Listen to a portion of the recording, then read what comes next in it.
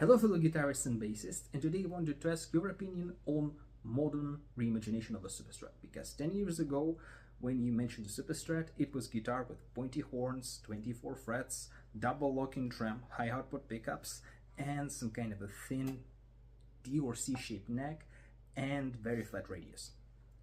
But 6 years ago, Ibanez completely flipped the script with Easy Model, where they decided to smooth out the edges of the body,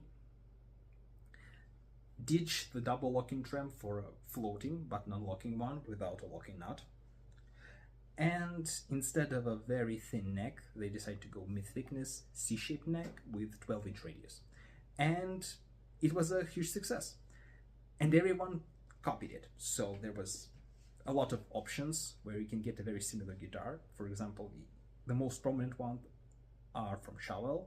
Also, you can get a very similar model from Vola and a lot of other brands. Personally, I loved it because it kind of gives you more options, and those guitars were kind of like one guitar for every genre, which I personally love.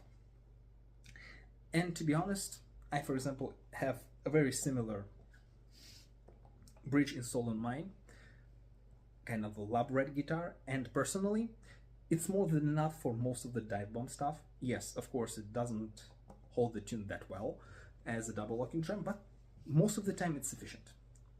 Of course, I would still prefer a thinner D-shaped neck on the Z's, and probably it's the only thing that keeps me from buying one, except but price.